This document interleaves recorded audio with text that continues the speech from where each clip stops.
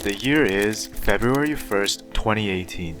After one grueling day at the state's nuclear facility, you finally return home, tired yet satisfied with your contributions to the nation's might. Your family warmly greets you back, gathering around the couch as you switch on the trusted voice of North Korean Central Television. The familiar music plays, and there on screen stands the supreme leader with his two stunning armored Mercedes Maybachs, an extraordinary vehicle that defies all logic of the outside world's supposed sanctions. Your chest swells with pride. This moment is clearly a powerful declaration that the genius of Kim can outsmart and overcome any obstacle. You see it clearly. The future of our great nation shines brighter than ever.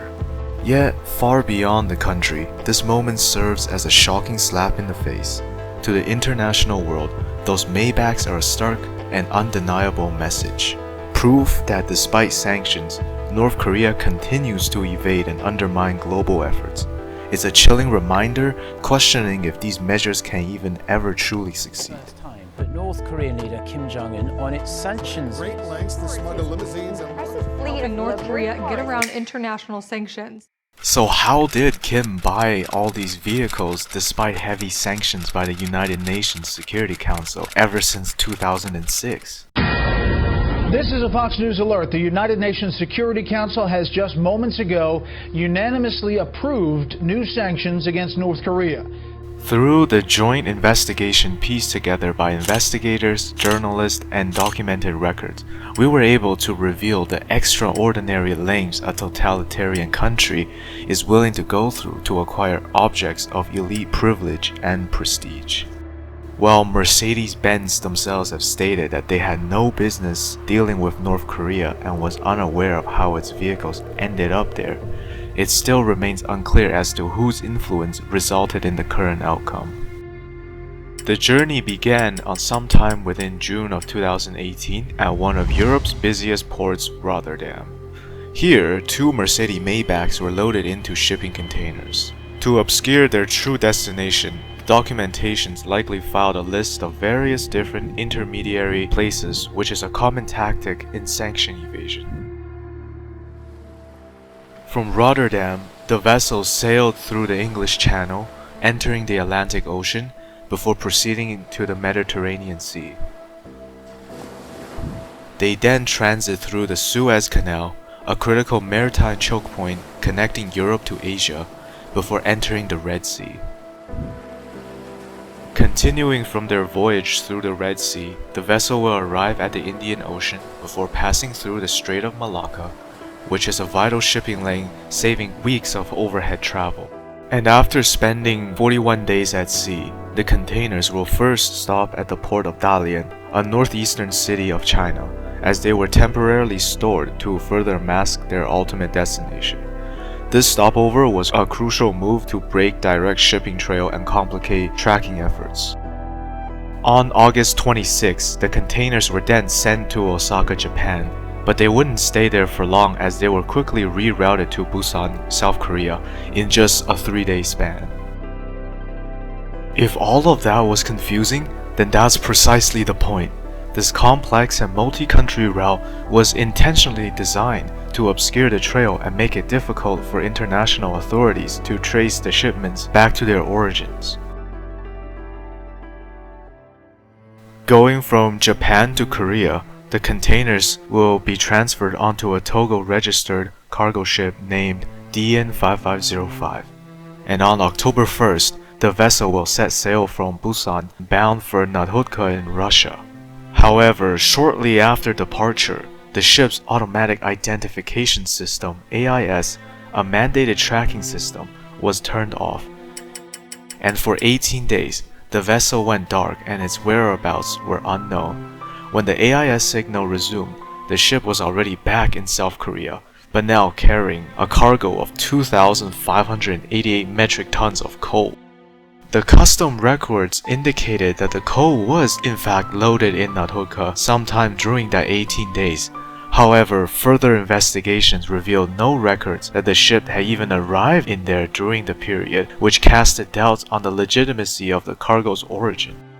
What was suspicious at the time was the fact that coincidentally with the vessel's supposed time to the city, 3 cargo jets operated by North Korean state made a sudden and surprise trip to Vladivostok, Russia. These aircrafts were known for transporting large, heavy military vehicles. It's believed that the Maybachs were offloaded in Russia and were then flown into Pyongyang from these planes. So, what actually happened between October 1st until the 19th? We do know that the blackout lasted for 18 days and that the ship was originally intended for Nakhodka by October 5th. However, no records from 6 major Russian ports, including the one mentioned before, show that this vessel was there, which rules out any official dockings at those main harbors. From speculation, it is very well likely that the ship was docked at a minor port like Pozet or Olga, where custom oversight is much lighter. They can briefly stay there and transfer the vehicles without AIS or port logs. Now, all of this already seems very suspicious, but let's more closely inspect the ship itself. The official records show that this ship was originally named Xiangjin, and it was ran by businesses in Hong Kong. However, just 3 days before arriving in China, the ownership was transferred to Douyang Shippings, which then changed the name to DN5505. Upon further investigation, it is shown that this company was based off the Marshall Islands, and it is owned by a Russian businessman named Daniel Kazachuk. Kazachuk had long-standing ties to Vladivostok's local shipping and auto service sectors, which makes him a perfect candidate for smuggling.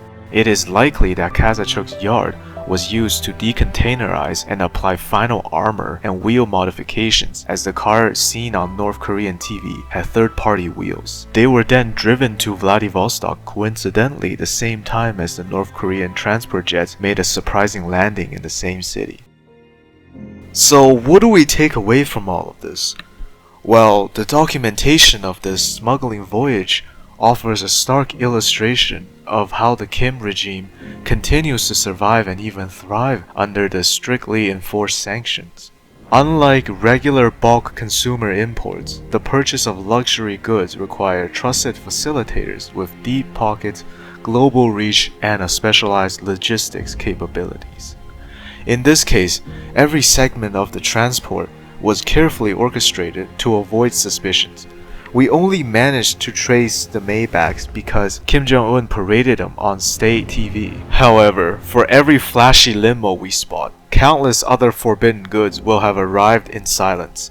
Just imagine all the arms, computers, and funds that cross these very same choke points without ever leaving a trace. Ultimately, if an authoritarian regime under quote-unquote strict sanctions can still chauffeur its leader in armored Maybachs, then perhaps it's time to reckon not only with whether or not sanctions work, but how they must evolve in an ever-changing world.